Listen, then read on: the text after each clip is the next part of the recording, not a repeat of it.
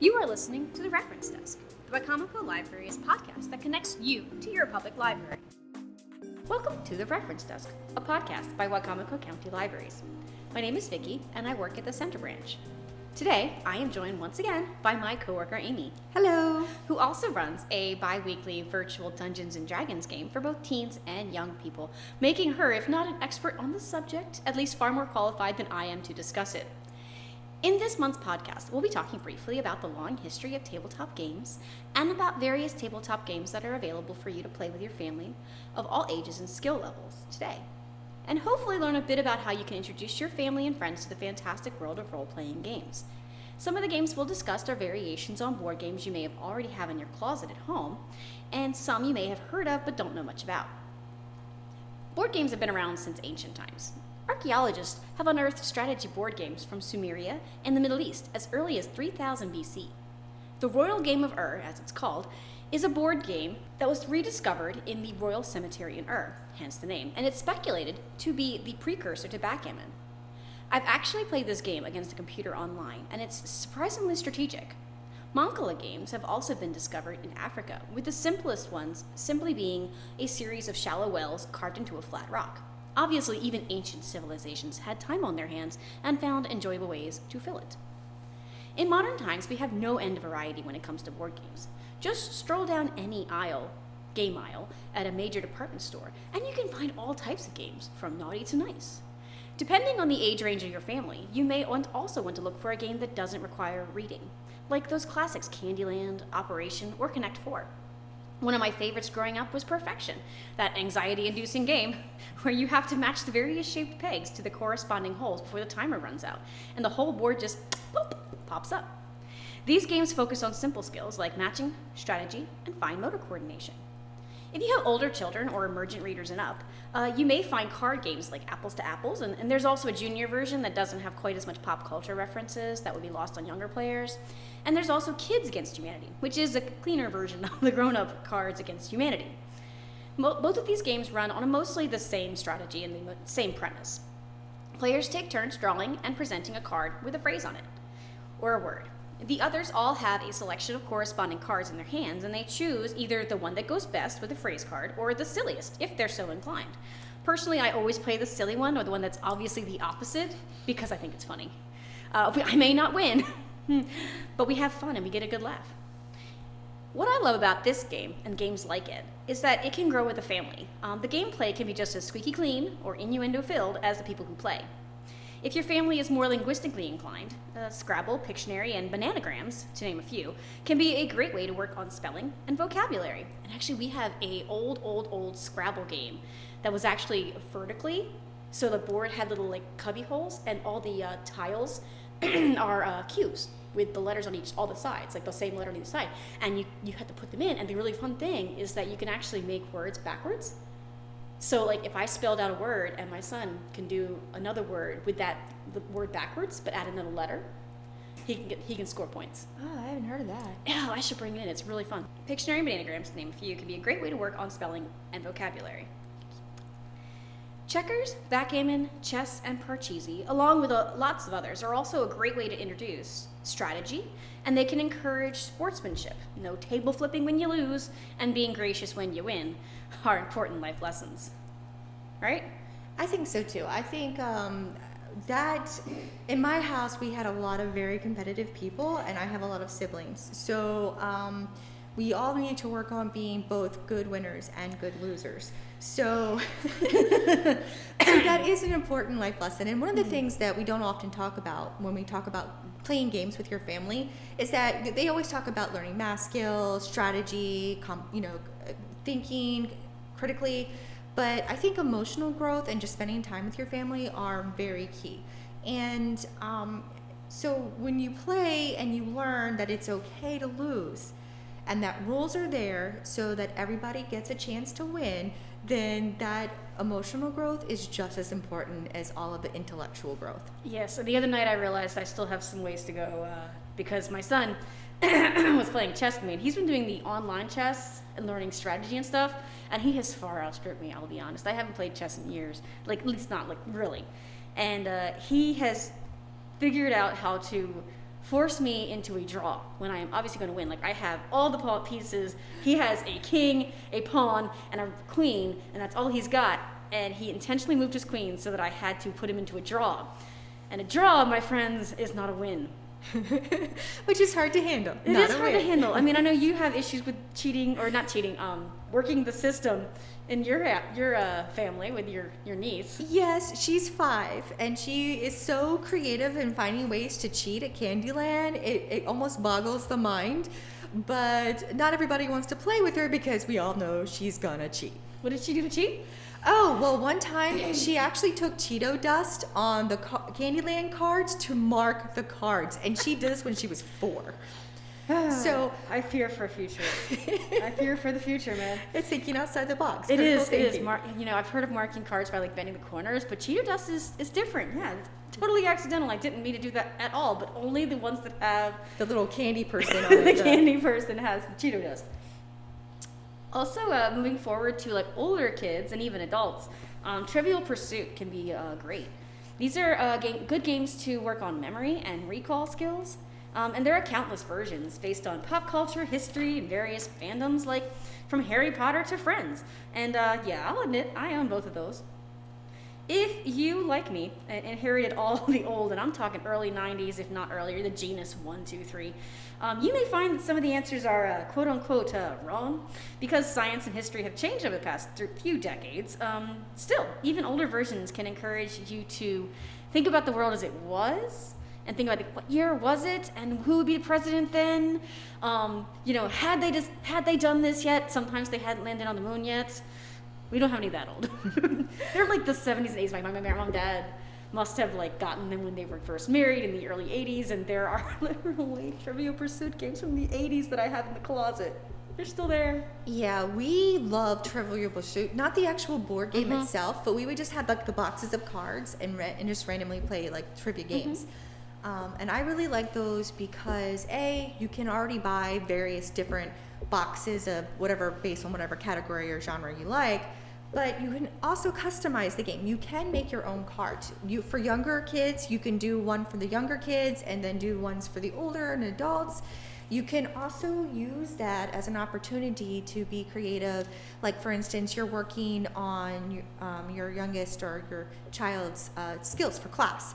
And let's say you create topics based on what they're currently learning. So it's a way for them to study, but also in a fun way that you can enjoy with them as well. Yeah, like what would you get if you combined one oxygen atom with 2 hydrogen atoms? Yeah, so like study questions that you can throw right in there instead of just boring on flashcards. And we like to bring a trivia that we know that targets their interest. So like if there's a favorite cartoon they like, well, you know, it can be like, these are all trivia about Craig of the Creek or Powerpuff Girls. You do realize that means you have to like watch the cartoons. And I'm sorry, I cannot watch that much Paw Patrol. But you probably would be, well, there's the internet for that. But you'd probably be surprised about how much you've absorbed through that time. You're right. So there's just unlimited ways to customize it, but still keep it fun. And I remember we went to Florida one year in December, and we were going to Disney, but then one of the nights we were sitting there, and it rained, and it was cold and nasty. It wasn't even like you go outside. It was just like, luckily the house we were staying in was like one of those Airbnb type dealios. She had a whole cabinet full of like Trivial Pursuit games, and we weren't in the mood to like play a board game. But it was like a bunch of adults, and we were just sitting around just asking questions all night. And again, we did run into some of the older ones. We're like, what year was this? Because I don't remember. Yeah, my dad likes on Christmas, for Christmas dinner, he has a box of the Christmas Trivia Pursuit, and he likes to do that at Christmas dinner. Again, like, you can find any genre there's any genre out there, you can find a Trivial Pursuit, either Etsy or, you know, Kickstarter or anything that someone has an obsession and they know enough about it that they can generate enough trivia questions. I know, the internet is a great resource. Oh, yes. The you don't have to come up with these with scratch. You can go on the internet. True. Yes, there's a little hint, pointer, if you will. Moving away from the more traditional board games, there's also the wide world of RPG, which stands for role-playing games. These games are focused on creativity, storytelling, cooperation, and statistics. And yes, there's math involved. Players are encouraged to work together to achieve a goal. This means that those highly competitive players that may or may not mark cards with Cheeto dust, and they're still struggling with the whole sore loser, gracious winner concept. I'm not sure who I'm talking about here. they can take out all their frustrations on a mutual enemy and not a sibling or friends. Yeah, I think that's why the main reason why I love role-playing games so much as a preteen teen was the fact that for once I wasn't playing competitive games. It was all cooperative and working together for a common goal. It brings that fosters teamwork, which is another great if you have like 2 or 3 kids and they have a problem with working together and or being overly competitive with each other. Role-playing games are a great solution to make them work as a team, and that way there's no one winner and the rest are losers.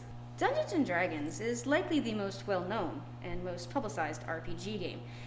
However, there are many more games with different structures and world rules. If fantasy isn't quite your jam, CyberPunk and Paranoia are more dystopian sci-fi. And there's even a Star Wars-themed RPG called Edge of the Empire. That sounds cool. And I think Dungeons and Dragons, what we call D&D, got a lot of bad press during the 80s. So there was a bit of a panic involved. But what I like is there's been a big resurgence through the internet and through shows like Stranger Things. So that kind of nostalgia gaming D&D thing is really big. And game clubs are coming back in schools and things like that. Oh, yeah, because my mom actually, she taught math at Y-High for years.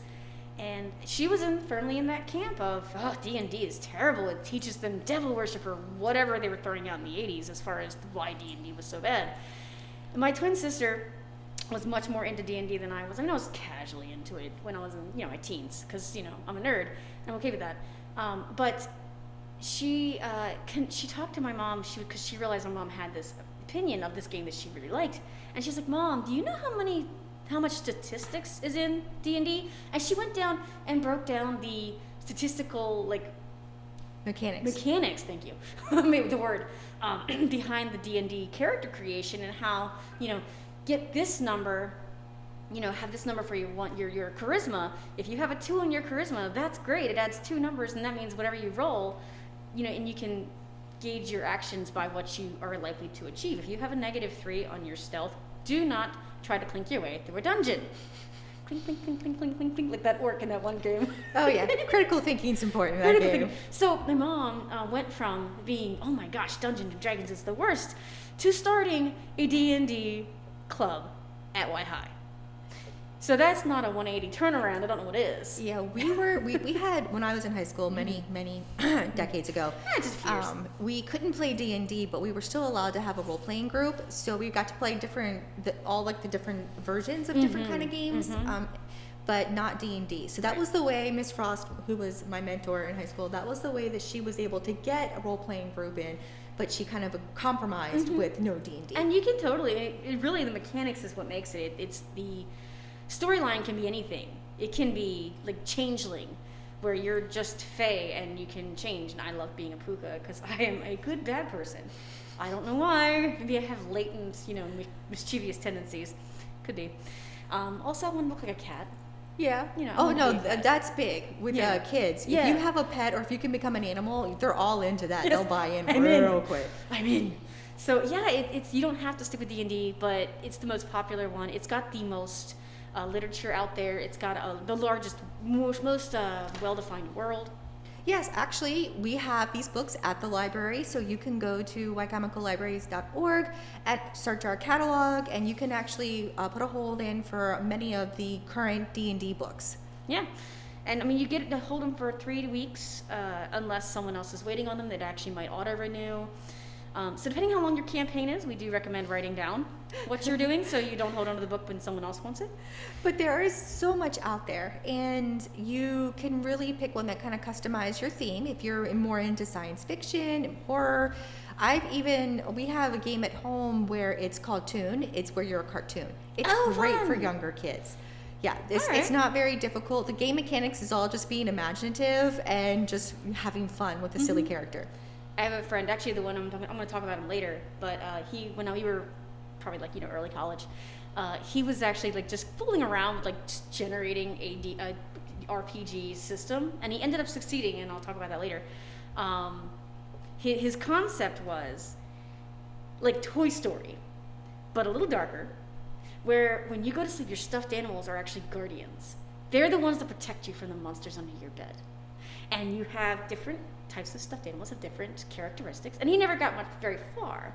But I remember having this conversation, I'm like, that's amazing. Could you imagine if, like, you know, this world, and just, it's not quite fantasy. There's a fantastical element to it, but it's like under your bed. Yeah, and what your animals do to fight off the bad guys at night. We tend to lose that childlike wonder and imagination, and that's so important to really encourage in any growth. And sometimes as you get older, it's really important to bring it back into your life because, you know, it helps us get through the day. You know, just a little bit of kind of fantasy in your head is not a bad thing. Yeah, a little escapism almost. Escapism where you can control part of the story, that cooperative storytelling element. Yeah, until you roll a 2. Or in my case, if you can't roll above a 10 half the time, or more than half the time. Swing and a miss. Anyway, moving on. By and large, RPGs tend to be fantasy-based. Like I said, spanning all sorts of mythologies like Cthulhu, vampires, like Vampire the Masquerade back in the 90s and the early aughts. So fun. Changeling, we've already touched on that. You get to be a cat. And so on. Warhammer is a fun fantasy. Set in roughly medieval times. Fun fact, there's actually a local author, like I was just referencing, and he's a longtime friend of mine who has recently been funded through Kickstarter and has published a Lord of the Rings-based RPG game called A Hero's Journey. Now, it's not the Lord of the Rings world necessarily, because that's, you know... Copyrighted, yes. The Tolkien estate will come after you.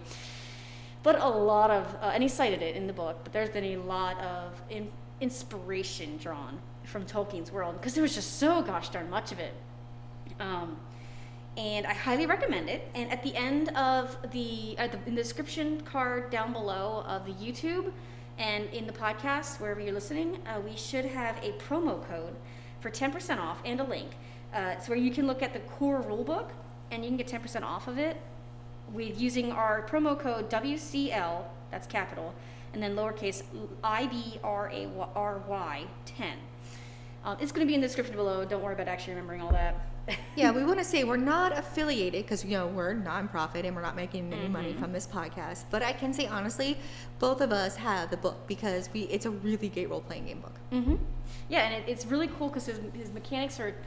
It's very similar to like the D&D 5e where you have different, you know... The mechanics are very similar because that just makes sense. I mean, the reason they're still around since the 70s and 80s is because they make sense. Gygax knew what he was doing, you know? So what I love about role-playing games in general, and why I think it really is a great way to spend some time with your family and friends, is that this whole idea of cooperative storytelling, it also gives you critical thinking skills and math skills, but it's a good way to spend time being together as a group. Now, it can be an expensive hobby. Like if you're not quite ready, or if you don't already have the books or things like that at home, you can be creative if you want to foster this with younger children. You can do something like repurpose older or more childish games like Candyland to have a role-playing aspect where players are not drawing cards for the candy people to move on the board, but they could be any elements of magic, or you can have where the candy people, like the peanut butter or the ice cream person, they can be like guardians, and to get past the guardians, your child or your little one has to do a riddle or solve a puzzle to get past the guardians. So you can have it as low combat, less violent as possible, and more of those critical thinking skills. With your young kids that you do your D&D with, you're like, they don't die, they faint. Yeah, that's important. They faint. So if you do run a role-playing game, or even a light version of a role-playing game with a little one, I think it's really important to do a few guidelines. One is we don't deal with death. It is just fainting. You just pass out. Step over their body. No consequences there. And let them run free with creating their characters. A lot of kids really will put a lot of thought and imagination into their character, and they will literally spend 2 hours telling you about their backstory. They may not call it that, but that's what they're doing. So they'll paint it, they'll color it, they'll create a whole world for this person. So really, you just actually have to sit back And when you're the game master, you're more just facilitating them creating a story and kind of keeping them a little bit down the road, kind of in a guideline, not like you're not playing against them, which is also important if you want to be a good game master. You're not working against your players, you're helping them. Right, unless you're rolling guiding for the them bad on guy. this journey. Yeah. Unless you're rolling for the baddie and then you're like, And feel free to fudge. Like I said, there doesn't have to be depth, but it's a great way to introduce consequences. So especially for your little ones, there's cause and effect. So if you have someone who kind of just like blindly stumbles into combat, you can teach them that sometimes it isn't a good idea to just to fight without thinking beforehand. I find a lot of kids, they seem to be split two ways. You have kids who kind of do hack and slash because it's more like a video game kind of world where they just want to be able to, cut through everything, and you can throw obstacles in their course, maybe That's my some kids. traps. Yeah, just to get them so they just, think a little bit, use a little bit of strategy, be creative, and think outside the box. A lot of the little ones that I play with, especially I have a group of 3 girls for my D&D program. They're 10. They don't like combat. So what they do is they are so amazing at figuring out ways to avoid conflict. they make friends with everyone.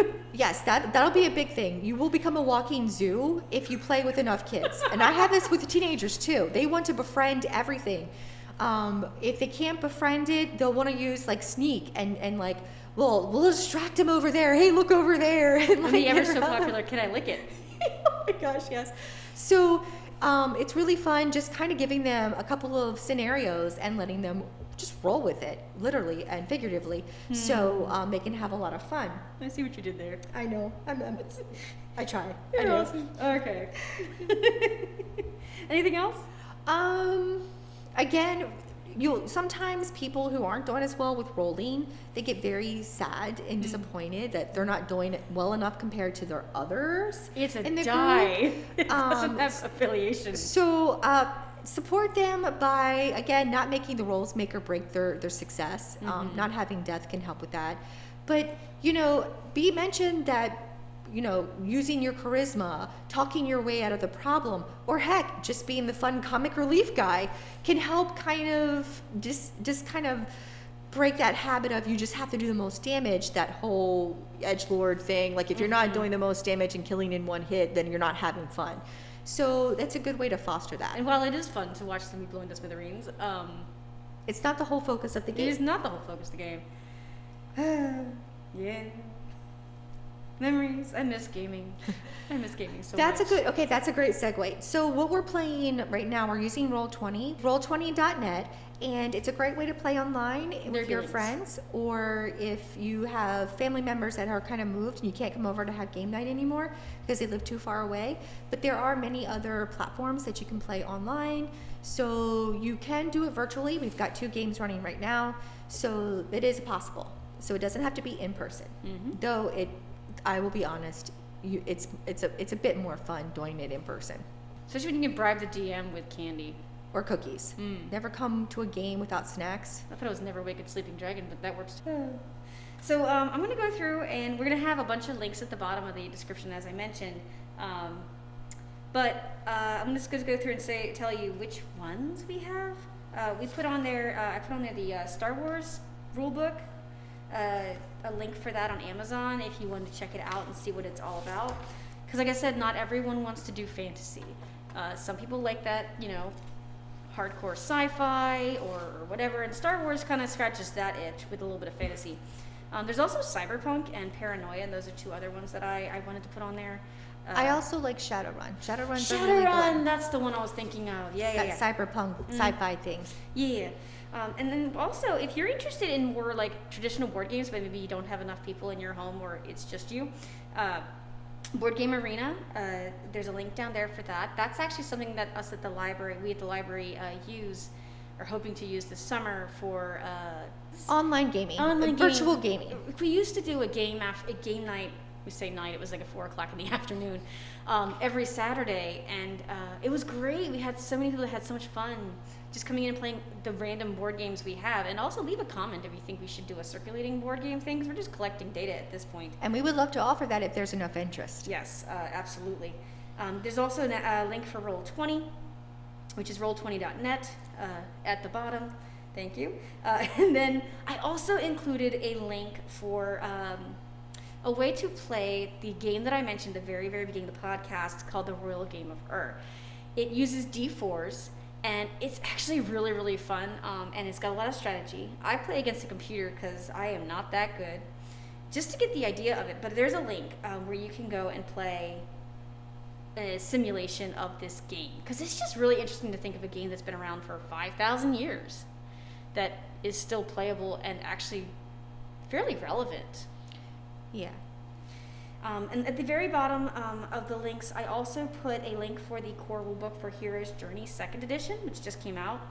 And if you use the promo code that's there, you'll get 10% off just for being a podcast listener. Okay, so I think that's all for our family game night. We covered both traditional board games and some role-playing games. If you have any questions, you can email us at center@wicomico.org.